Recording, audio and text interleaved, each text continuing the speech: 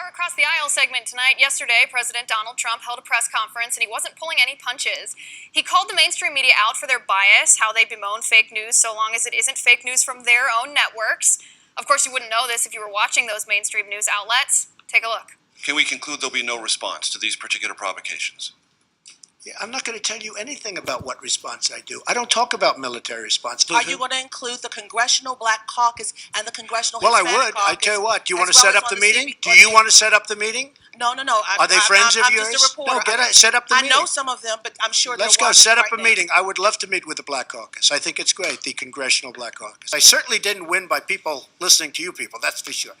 But I'm having a good time. Tomorrow they will say, Donald Trump rants and raves at the press. I'm not ranting and raving. I'm just telling you, you're dishonest people. But I'm not ranting and raving. I love this. I'm having a good time doing it. Joining me now, attorney and Democratic strategist Adam Sostrin and conservative talk show host Autry Pruitt. Gentlemen, thanks for being here. Good to be here. Thanks for having me. Thank you so much for having me.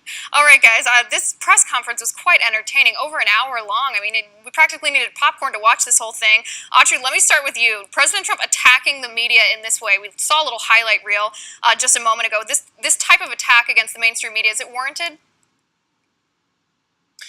It certainly is warranted because you've seen before the primary, you saw it during the general, and then you saw it during the transition, that the media continues their onslaught of lies and attacks against the President of the United States, the then candidate of the United States, President-elect of the United States, Donald Trump. So, of course, no one else will defend him, so he has to defend himself. Right, and Adam, let me turn to you with the same question. I mean, you heard him. He claimed that the media was going to say he was ranting and raving. It did sound a little bit like a longer diatribe here, but this attack against the mainstream media for how biased they've been against him, is that warranted criticism? I think he's sort of stepped in it so many times. In a way, he's his own worst enemy. I'm not going to say, though, that the press doesn't have a kind of bias against him, but I think he does seem to make things worse. He comes out, he makes so many statements. He still, he talks about, 3 million illegals voted in the election, 14% non-citizens voting. We can't believe any of this about the Russian intelligence, undermining our elections. He makes so many statements that aren't substantiated. So a press that already, and I agree, already has a little bit of a bias against him, they go after it. Right, and Audrey, defend that a little bit, because I see Adam's point here. I mean, some of the things that President Trump says, he doesn't always provide evidence. He doesn't always provide substantiation. He either waits for other people to do it or waits for his team to do it. Does that make the bias from the mainstream media worse? If you judge it from the point of view of the elites, then he got worse. But that's the problem. Everybody's judging things on how the elites, how Harvard and Yale and Stanford, how they look at it. But if you look at how American people look at it, it doesn't make any things worse. There's an old biblical verse that says, Liz, the letter kills, but the spirit makes alive. Donald Trump is not about the letter, he's about the spirit. And it's the spirit of him and his candidacy and his America First platform that has breathed life into the country. If I could just briefly respond to that point, and I appreciate that saying, that expression. I understand. Perhaps in certain circumstances he's coming from a good place, but his execution is absolutely terrible.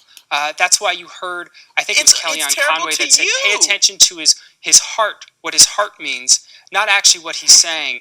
But it was more than more than what he was just saying that we shouldn't give credence to. In fact, we know what just happened with the executive order on immigration. I mean, there were lawful visa holders that are now being denied due process. So he's going out of his way to do things that aren't properly vetted. So I understand why the press is reacting why it is. I mean, that was the press is reacting like it is because it's not used to being challenged.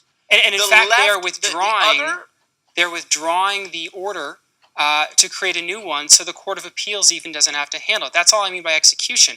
Of course there has to be immigration reform in this country, but he needs to be doing things better. Right. So out of all the things that Donald Trump has accomplished, he's withdrawn one executive order to write a new one because the courts are determined, the Ninth Circuit are determined to be against him, and you have a problem with the execution.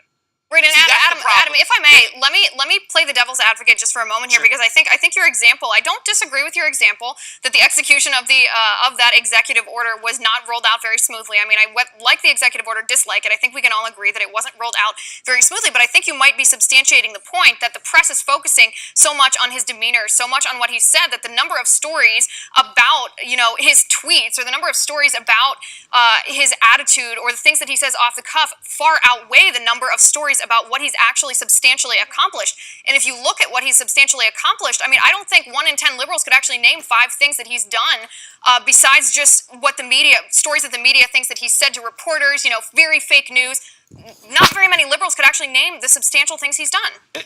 There's, like I said, there's no question that there should be immigration reform, and the White House should be doing something about it, which they're attempting to do, which they executed it poorly. But the administration keeps, unfortunately, stepping in it with respect to what just happened this whole week, this whole debacle with Mike Flynn and people from the administration perhaps being in contact with Russia. There are so many issues that the media can pick up on. We can't pretend that these things aren't occurring. Who illegally is in contact with Russia?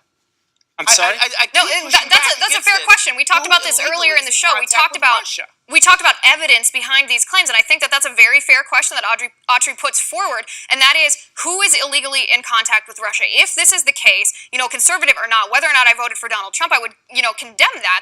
There's really no question of whether that's right or wrong, but we don't have any evidence. What we have is rumors. The mainstream media is spreading rumors. I mean, Adam, do you know evidence of this? Do you have evidence? No, we just have leaks from intelligence officials with respect to the conversations that he purportedly had, and also there's some leaks going on in the media with respect to other people in the Trump administration. Of course, obviously, there has to be a hearing that's going to be conducted regarding these things, but again, these are things that the media obviously cannot ignore. They can't ignore possible contacts between Trump officials and Russia. They cannot ignore a poorly executed immigration reform.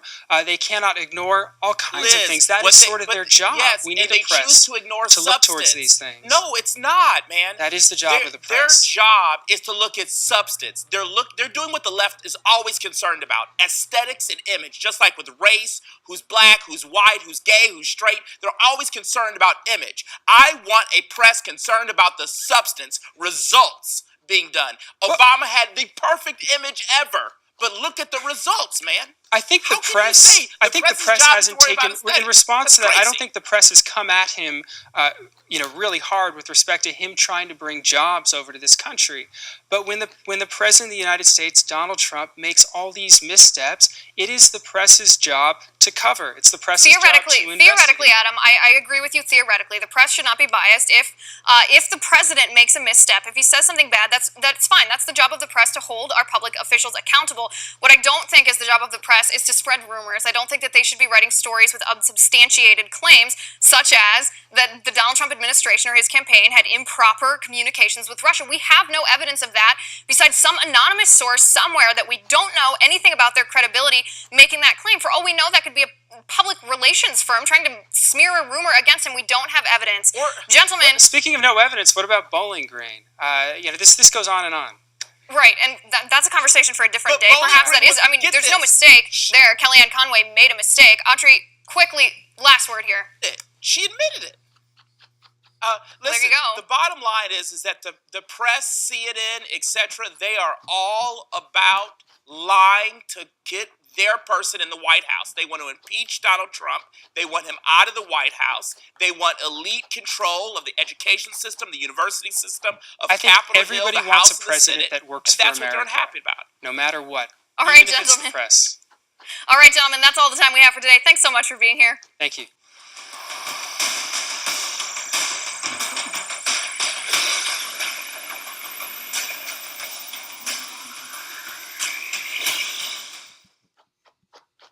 When was that one? 2 weeks ago. This was before the... This was after that. This is my most recent one. What'd you think? You liked it? Yeah. You stayed calm and you get people riled up. That's good.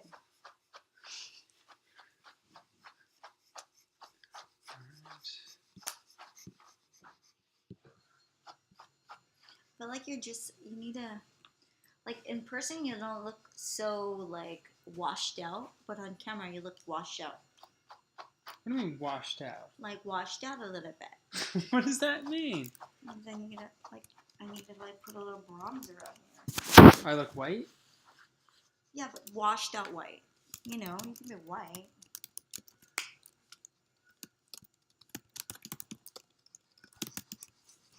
All right, shake your fur. Shake your fur. Can we shake, shake, shake? Shake, shake, shake. Good girl. Kiyomi, I just cut